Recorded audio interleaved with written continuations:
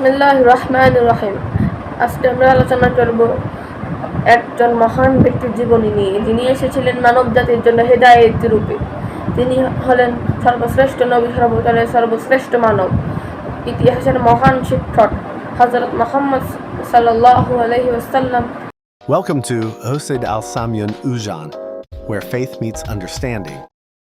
মহানবী সাল্লাল্লাহু আলাইহি ওয়াসাল্লাম এমন এক সময় পৃথিবীতে আগমন করেন যখন আরব সমাজ অন্ধকারে নিমজ্জিত ছিল। মানুষ মূর্তি পূজায় লিপ্ত ছিল, অন্যায় অবিচার ছিল সাধারণ ব্যাপার, দুর্বলদের অধিকার ছিল না, নারীদের প্রতি ছিল অবহেলা, আর যত্রজট অহংকার সমাজকে বিভক্ত করে রেখেছিল। এই কঠিন সময়ে আল্লাহ তাআলা মানব জাতির হেদায়েতের জন্য তার প্রিয় বান্দা মুহাম্মদ সাল্লাল্লাহু আলাইহি ওয়াসাল্লামকে পৃথিবীতে পাঠান। তিনি মক্কা নগরীতে জন্মগ্রহণ করেন। তার পিতার নাম ছিল আব্দুল্লাহ এবং তার মাতার নাম ছিল আমিনা। জন্মের আগেই তিনি পিতাকে হারান, ফলে তিনি পৃথিবীতে আসেন একজন এতিম শিশু হিসেবে। মাত্র 6 বছর বয়সে তিনি তার মাকেও হারান। এরপর তার দাদা আব্দুল মুত্তালিব তাকে লালন পালন করেন, কিন্তু অল্প কিছুদিন পর দাদাও ইন্তেকাল করেন। তখন তার চাচা আবু তালেব তার দায়িত্ব গ্রহণ করেন। একজন সাধারণ শিশুর মতো নয়, ছোটবেলা থেকেই তার চরিত্র ছিল অসাধারণ। তিনি কখনো মিথ্যা বলতেন না, কাউকে প্রতারণা করতেন না, অন্যায় কাজ থেকে দূরে থাকতেন তিনি সবসময়। যুবক বয়সে তার সততা ও বিশ্বস্ততার কারণে মক্কার মানুষ তাকে আল আমিন অর্থাৎ বিশ্বস্ত ব্যক্তি বলে ডাকত। এমনকি যারা পরবর্তীতে তার বিরোধিতা করেছিল তারাও তার সততা নিয়ে কখনো প্রশ্ন তুলতে পারেনি। সমাজের অন্যায়, অশান্তি ও নৈতিক অবক্ষয় তাকে গভীরভাবে ভাবিয়ে তুলত। তিনি মানুষের মধ্যে সত্য, ন্যায় ও শান্তি দেখতে চাইতেন। এই কারণেই তিনি প্রায় মক্কার নিকটবর্তী জাবালে নূরের হেরা গুহায় নির্জনে অবস্থান করতেন। সেখানে তিনি চিন্তা করতেন সৃষ্টিকর্তা, সৃষ্টি ও মানুষের ভবিষ্যৎ নিয়ে। অবশেষে তার বয়স যখন 40 বছর, তখন আল্লাহ তাআলার পক্ষ থেকে তার উপর প্রথম ওহী নাজিল হয়। একদিন হেরা গুহায় ফেরেশতা জিবরাইল আলাইহিস সালাম এসে বলেন, ইকরা অর্থাৎ পড়ো। এই ঘটনার মাধ্যমে নবুয়তের সূচনা হয় এবং তিনি আল্লাহর রাসূল হিসেবে দায়িত্বপ্রাপ্ত হন। প্রথম দিকে তিনি গোপনে মানুষকে ইসলামের দাওয়াতের দিকে আহ্বান করতে শুরু করেন। তিনি মানুষকে বলতেন, আল্লাহ এক, তার কোনো শরীক নেই, শুধুমাত্র আল্লাহই ইবাদত করতে হবে, অন্যায় এবং পাপ থেকে দূরে থাকতে হবে। কিন্তু মক্কার কুরাইশ নেতারা এই দাওয়াত মেনে নিতে পারেনি, কারণ ইসলাম তাদের মিথ্যা বিশ্বাস, অন্যায় ব্যবসা ও ক্ষমতার ভিত্তিকে চ্যালেঞ্জ করেছিল। তারা রাসূল সাল্লাল্লাহু আলাইহি সাল্লামকে নানা রকম কষ্ট দিতে শুরু করে। তাকে অপমান করা হতো, উপহাস করা হতো এবং মিথ্যাবাদী বলা হতো। একদিন তিনি কাবার পাশে নামাজ পড়ছিলেন, তখন কিছু লোক তার উপর উটের নাড়ি ভুঁড়ি নিক্ষেপ করেছিল, তবুও তিনি ধৈর্য ধারণ করেছিলেন। তার সাহাবীদের উপরও অত্যন্ত নির্যাতন চালানো হয়েছিল। অনেক মুসলমানকে গরম বালুর উপর শুয়ে রাখা হতো, অনাহারে রাখা হতো এবং ইসলাম ত্যাগ করার জন্য চাপ দেওয়া হতো, কিন্তু তারা ঈমান থেকে বিচ্যুত হয়নি। রাসূল সাল্লাল্লাহু আলাইহি ওয়াসাল্লাম সব সময় সাহাবীদের ধৈর্য ধরতে বলতেন এবং আল্লাহর উপর ভরসা রাখতে উৎসাহ দিতেন। মক্কার নেতারা একসময় মুসলমানদের সামাজিক ও অর্থনৈতিকভাবে বয়কট করে। প্রায় 3 বছর ধরে মুসলমানরা কঠিন কষ্টের মধ্যে জীবনযাপন করেন। খাবারের অভাব এতটাই ছিল যে অনেক সময় গাছের পাতা খেয়ে দিন কাটাতে হতো।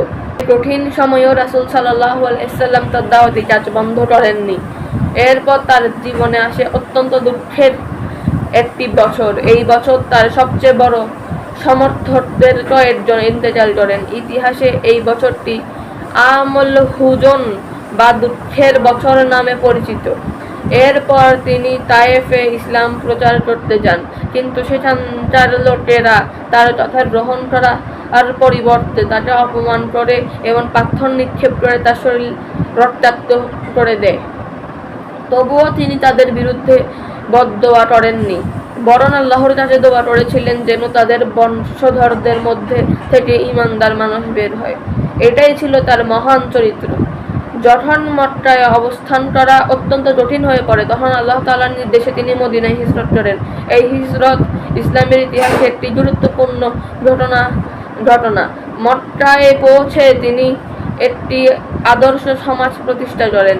তিনি মানুষের ভ্রাতৃত্ব, ন্যায় বিচার ও পারস্পরিক সহযোগিতার শিক্ষা দেন। তিনি এমন একটি সমাজ গড়ে তোলেন যেখানে ধনী গরিব, শক্তিশালী দুর্বল সবাই আইনের দৃষ্টিতে সমান ছিল। মদিনায় ইসলাম দ্রুত বিস্তার লাভ করতে থাকে। এরপর মুসলমানদের আত্মরক্ষার জন্য কয়েকটি গুরুত্বপূর্ণ যুদ্ধ সংঘটিত হয়। বদরের যুদ্ধে মুসলমানদের সংখ্যা ছিল খুবই কম, কিন্তু আল্লাহর সাহায্যে তারা বিজয় লাভ করে। উহুদের যুদ্ধে মুসলমানরা কঠিন পরীক্ষার সম্মুখীন হয়। খন্দকের যুদ্ধে মুসলমানরা ধৈর্য ও কৌশলের মাধ্যমে শত্রুদের মোকাবেলা করে। প্রতিটি ঘটনায় রাসূল সাল্লাল্লাহু আলাইহি সাল্লাম সাহস, ধৈর্য এবং আল্লাহর প্রতি পূর্ণাঙ্গ আস্থা প্রদর্শন করেছেন। তিনি শুধু একজন নবী ছিলেন না, তিনি ছিলেন একজন মহান শিক্ষক। তিনি মানুষকে সত্যবাদিতা শিখিয়েছেন, তিনি মানুষকে ক্ষমা করতে শিখিয়েছেন, তিনি প্রতিবেশীদের হক আদায় করতে শিখিয়েছেন, তিনি এতিমদের প্রতি দয়া করতে শিখিয়েছেন, তিনি গরিবদের সাহায্য করতে শিখিয়েছেন। তিনি শিখিয়েছেন যে মানুষের মর্যাদা তার বংশে নয়, বরং তার তাকওয়ায়। তার চরিত্র ছিল এতটাই মহান যে শত্রুরাও তার চরিত্রের প্রশংসা করতে বাধ্য হতো। হিজরতের ৮ম বছরে তিনি শান্তিপূর্ণভাবে মক্কায় প্রবেশ করেন।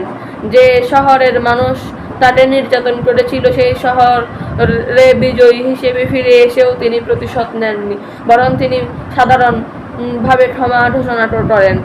তিনি বলেন, আজ তোমাদের প্রতি কোনো অভিযোগ নেই। এই ঘটনা মানব ইতিহাসের অন্যতম শ্রেষ্ঠ ক্ষমার উদাহরণ। মক্কা বিজয়ের পর আরবের বিভিন্ন অঞ্চল থেকে মানুষ দলে দলে ইসলামের ছায়াতলে আসতে শুরু করে। এরপর রাসূল সাল্লাল্লাহু আলাইহি সাল্লাম তার বিদায় হজ সম্পূর্ণ করেন। বিদায় হজের ভাষণে তিনি মানবতার জন্য গুরুত্বপূর্ণ শিক্ষা প্রদান করেন। তিনি বলেন, মানুষের জীবন, সম্পদ ও সম্মান পবিত্র। তিনি বলেন, মুসলমানরা পরস্পরের ভাই।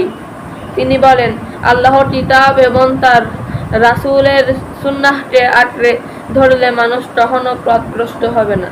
তার এই ভাষণ আজও মানবাধিকারের অন্যতম শ্রেষ্ঠ ঘোষণাগুলোর মধ্যে গণ্য হয়।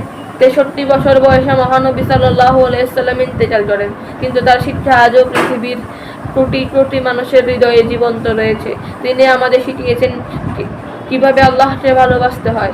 তিনি শিখিয়েছেন কিভাবে মানুষের সঙ্গে সুন্দর আচরণ করতে হয়। তিনি শিখিয়েছেন কিভাবে সত্যের পথে অটল থাকতে হয়।